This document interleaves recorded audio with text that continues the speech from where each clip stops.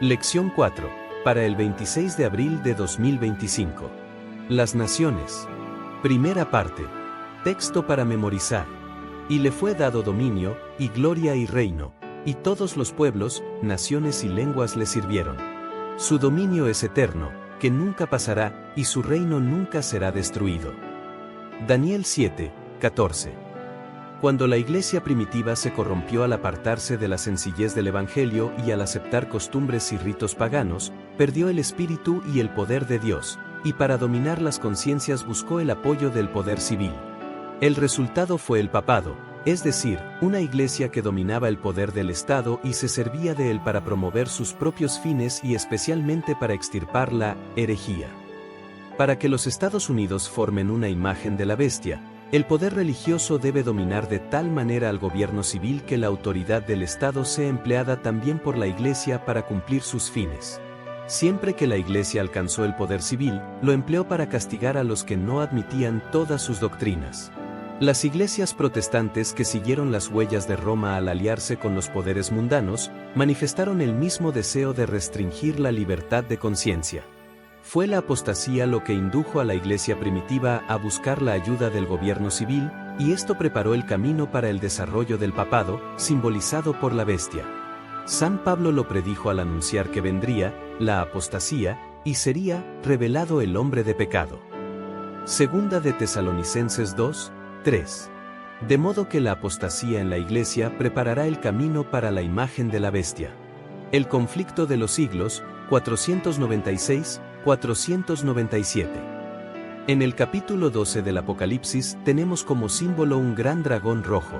En el versículo 9 de ese capítulo este símbolo se explica de la siguiente manera: y fue lanzado filera el gran dragón, la serpiente antigua, que se llama Diablo y Satanás, el cual engaña al mundo entero, fue arrojado a la tierra, y sus ángeles fueron arrojados con él. Apocalipsis 12:9. Indudablemente, el dragón representa principalmente a Satanás. Pero Satanás no aparece sobre la tierra en persona, obra por medio de agentes. Fue en la persona de hombres malvados que procuró destruir a Jesús tan pronto como nació. Dondequiera que Satanás ha podido controlar un gobierno tan plenamente que llevara a cabo sus designios, esa nación se convirtió, durante ese tiempo, en representante de Satanás. Este fue el caso de todas las grandes naciones paganas. Por ejemplo, lea Ezequiel 28, donde Satanás es representado como el rey de Tiro. Esto se debía a que él controlaba totalmente ese gobierno. Durante los primeros siglos de la era cristiana, Roma, de entre todas las naciones paganas, era el principal agente de Satanás en su oposición al Evangelio, y por lo tanto estaba representada por el dragón.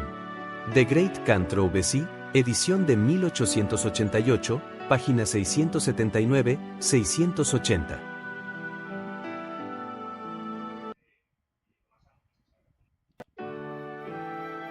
Domingo 20 de abril.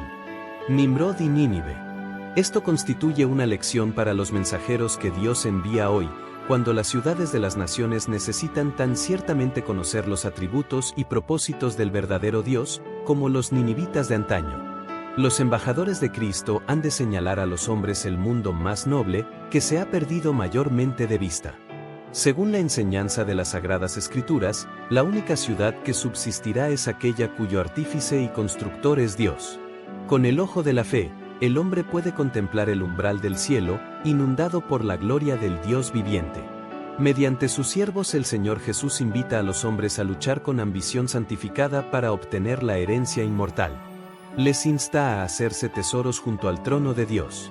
La tolerancia de Dios ha sido muy grande, tan grande que cuando consideramos el continuo desprecio manifestado hacia sus santos mandamientos, nos asombramos. El Omnipotente ha ejercido un poder restrictivo sobre sus propios atributos. Pero se levantará ciertamente para castigar a los impíos, que con tanta audacia desoían las justas exigencias del Decálogo. Dios concede a los hombres un tiempo de gracia, pero existe un punto más allá del cual se agota la paciencia divina y se han de manifestar con seguridad los juicios de Dios. El Señor soporta durante mucho tiempo a los hombres y las ciudades, enviando misericordiosamente amonestaciones para salvarlos de la ira divina, pero llegará el momento en que ya no se oirán las súplicas de misericordia, y el elemento rebelde que continúe rechazando la luz de la verdad quedará raído. por efecto de la misericordia hacia él mismo y hacia aquellos que podrían, si no fuese así, sentir la influencia de su ejemplo. Profetas y Reyes, 204 a 207. La rebelión tuvo su origen en Satanás, y toda rebelión contra Dios se debe directamente a las influencias satánicas. Los que se oponen al gobierno de Dios se han aliado con el caudillo de los apóstatas, y éste ejercerá su poder y astucia para cautivar los sentidos de ellos y descarriar su entendimiento. Hará que todo aparezca bajo una luz falsa. Como nuestros primeros padres, los que están bajo el dominio de su hechizo ven solo los grandes beneficios que han de recibir por su transgresión. Historia de los Patriarcas y Profetas, 688. A pesar de lo impía que Nínive había llegado a ser, no estaba completamente entregada al mal. El que vio a todos los hijos de los hombres. Salmo 33, 13, y cuyos ojos vieron todo lo preciado. Job 28, 10, percibió que en aquella ciudad muchos procuraban algo mejor y superior, y que si se les concedía oportunidad de conocer al Dios viviente, renunciarían a sus malas acciones y le adorarían. De manera que en su sabiduría Dios se les reveló en forma inequívoca, para inducirlos, si era posible, a arrepentirse. Profetas y Reyes, 198.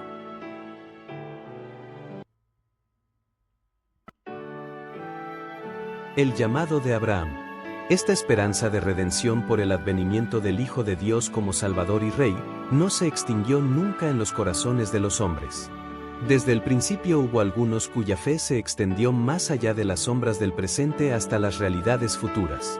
Mediante Adán, Set, Enoc, Matusalén, Noé, Sem, Abraham, Isaac, Jacob y otros notables, el Señor conservó las preciosas revelaciones de su voluntad. Y fue así como a los hijos de Israel, al pueblo escogido por medio del cual iba a darse al mundo el Mesías prometido, Dios hizo conocer los requerimientos de su ley y la salvación que se obtendría mediante el sacrificio expiatorio de su amado Hijo. La esperanza de Israel se incorporó en la promesa hecha en el momento de llamarse a Abraham y fue repetida después vez tras vez a su posteridad: serán benditas en ti todas las familias de la tierra. Génesis 12:3. Al ser revelado a Abraham el propósito de Dios para la redención de la familia humana, el sol de justicia brilló en su corazón y disipó sus tinieblas. Y cuando, al fin, el Salvador mismo anduvo entre los hijos de los hombres y habló con ellos, dio testimonio a los judíos acerca de la brillante esperanza de liberación que el patriarca tenía por la venida de un Redentor. Cristo declaró: Abraham vuestro padre se gozó por ver mi día, y lo vio, y se gozó. Juan 8, 56. Profetas y Reyes, 503. El mensaje de Dios a Abraham era: vete de tu tierra y de tu parentela, y de la casa de tu padre, a la tierra que te mostraré.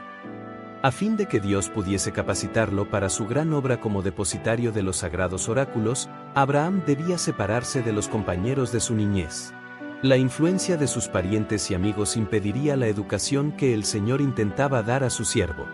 Ahora que Abraham estaba, en forma especial, unido con el cielo, debía morar entre extraños.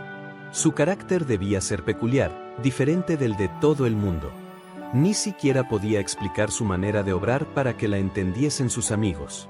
Las cosas espirituales se disciernen espiritualmente, y sus motivos y acciones no eran comprendidos por sus parientes idólatras. No fue una prueba ligera la que soportó Abraham, ni tampoco era pequeño el sacrificio que se requirió de él. Había fuertes vínculos que le ataban a su tierra, a sus parientes y a su hogar. Pero no vaciló en obedecer al llamamiento. Nada preguntó en cuanto a la tierra prometida. No averiguó si era feraz y de clima saludable, si los campos ofrecían paisajes agradables, o si habría oportunidad para acumular riquezas. Dios había hablado, y su siervo debía obedecer.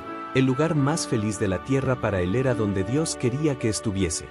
Historia de los Patriarcas y Profetas, 118-119.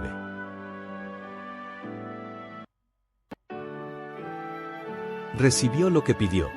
El Señor había predicho por medio de sus profetas que Israel sería gobernado por un rey, pero de ello no se desprende que esta forma de gobierno fuera la mejor para ellos, o según su voluntad. Él permitió al pueblo que siguiera su propia elección, porque rehusó guiarse por sus consejos. Oseas declara que Dios les dio un rey en su furor. Oseas 13, 11. Cuando los hombres deciden seguir su propio sendero sin buscar el consejo de Dios, o en oposición a su voluntad revelada, les otorga con frecuencia lo que desean, para que por medio de la amarga experiencia subsiguiente sean llevados a darse cuenta de su insensatez y a arrepentirse de su pecado. El orgullo y la sabiduría de los hombres constituyen una guía peligrosa. Lo que el corazón ansía en contradicción a la voluntad de Dios resultará al fin en una maldición más bien que en una bendición. Historia de los Patriarcas y Profetas, 656. Cuando Saúl fue proclamado rey, Samuel había asegurado al pueblo que el peligro futuro sería olvidar el pacto del Señor y no reconocer a Dios como el gobernante supremo de su nación. Israel había buscado y obtenido una monarquía según su propio corazón, pero Samuel les había dicho que el Señor, en su infinita misericordia, estaba dispuesto a perdonarlos y ayudarlos, si tan solo le temían y le servían de verdad. La cuestión de la conversión de Israel en la casa real del reino de Dios estaba por decidirse. ¿Obedecería explícitamente a Dios el Israel de Dios, con un rey a la cabeza, o no lo haría? ¿O Israel dejaba de ser el pueblo de Dios, o los principios sobre los que se fundaba la monarquía se volvían espirituales y la nación era gobernada por un poder divino? Si Israel fuera enteramente del Señor, entonces el Señor constituiría un reino en el que la voluntad de lo humano y terrenal estaría sometida a la voluntad de Dios, y, por este medio, se preservaría la relación de alianza que instituía a Dios como gobernante de Israel. La cuestión puede parecer de poca importancia para nuestras mentes finitas, pero distaba mucho de serlo. ¿Escucharía el rey que Israel había elegido al gobernante de todos los reyes? ¿Rendiría su voluntad y haría la del Padre que está en los cielos? Ninguna monarquía en Israel que no reconociera en todos sus caminos la suprema autoridad de Dios podría prosperar. Mientras el pueblo de Israel se condujera de manera subordinada a Dios, Él sería su protección y defensa. The Signs of the Times, 10 de junio, 1888, de Rejection of Saul, párrafo 2. Dios había elegido a Israel. Lo había llamado para conservar entre los hombres el conocimiento de su ley, así como los símbolos y las profecías que señalaban al Salvador. Deseaba que fuese como fuente de salvación para el mundo. Como Abraham en la tierra donde peregrinó, José en Egipto y Daniel en la corte de Babilonia, había de ser el pueblo hebreo entre las naciones. Debía revelar a Dios ante los hombres. Pero los israelitas cifraron sus esperanzas en la grandeza mundanal. Desde el tiempo en que entraron en la tierra de Canaán, se apartaron de los mandamientos de Dios y siguieron los caminos de los paganos. En vano Dios les mandaba advertencias por sus profetas. En vano sufrieron el castigo de la opresión pagana. A cada reforma seguía una apostasía mayor. El deseado de todas las gentes, 20. Los gobernantes de los gentiles. Otra vez pareció renovarse la contienda en cuanto a cuál sería el mayor, cuando Jesús, llamándolos así, dijo a los indignados discípulos: «Sabéis que los que se ven ser príncipes entre las gentes, se enseñorean de ellas, y los que entre ellas son grandes, tienen sobre ellas potestad. Mas no será así entre vosotros». Cristo estaba estableciendo un reino sobre principios diferentes. Él llamaba a los hombres, no a asumir autoridad, sino a servir, a sobrellevar los fuertes las flaquezas de los débiles. El poder, la posición, el talento y la educación, colocaban a su poseedor bajo una obligación mayor de servir a sus semejantes. Aún al menor de los discípulos de Cristo se dice: «Porque todas las cosas son por vuestra causa». Segunda de Corintios 4, 15.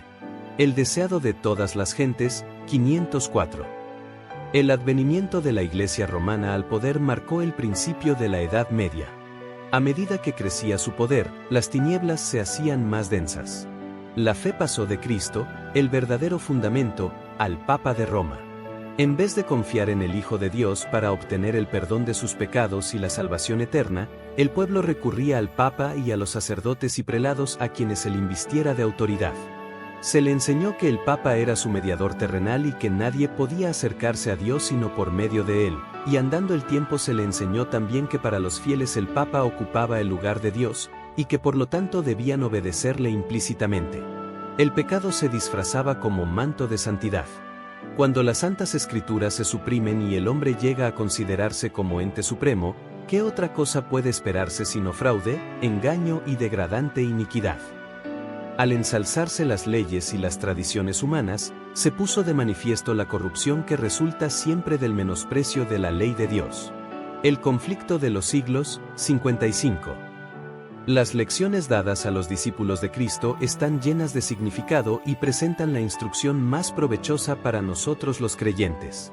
No debemos actuar a la manera, precepto o ejemplo de los hombres que tienen autoridad en posiciones terrenales, sino ministrar a los demás, ser siervos de todos, como el Hijo del Hombre no vino para ser servido, sino para servir y para dar su vida en rescate por muchos.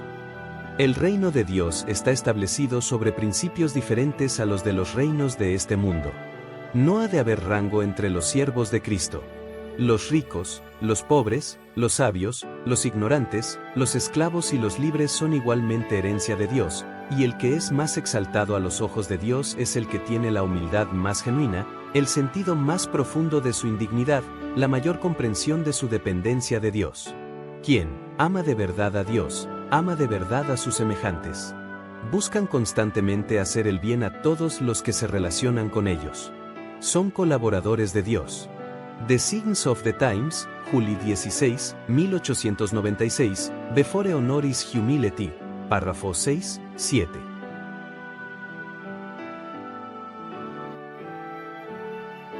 Una luz para los gentiles.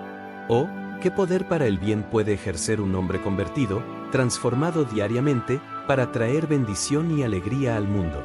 Cuando la Iglesia está imbuida del espíritu de obediencia y amor, los miembros ejercerán en el mundo una influencia salvadora, y Dios no les negará nada que corone esa influencia con éxito y victoria.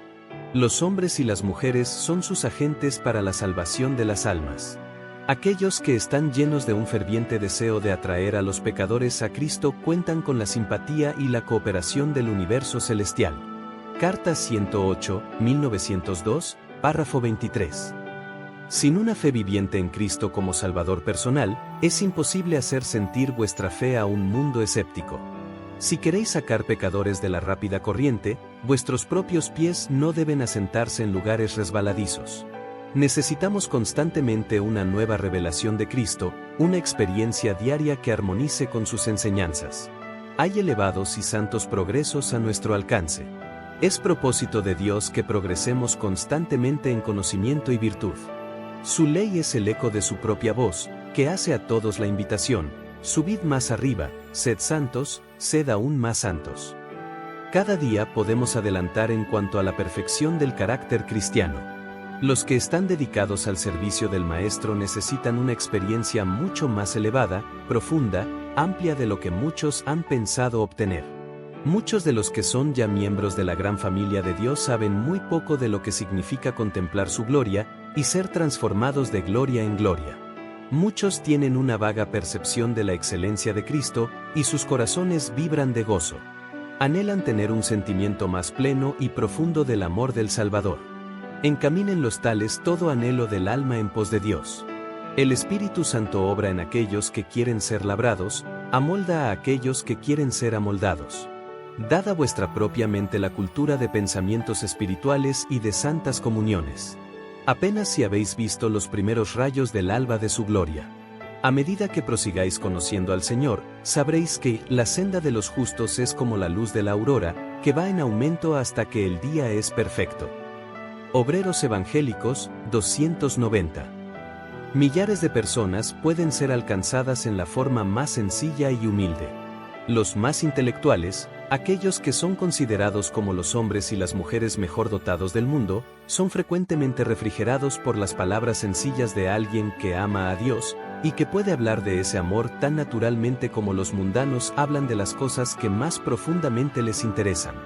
A menudo las palabras bien preparadas y estudiadas no tienen sino poca influencia.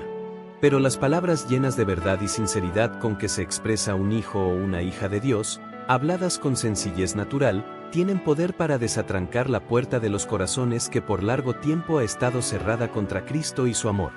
Palabras de vida del Gran Maestro, 183, 184.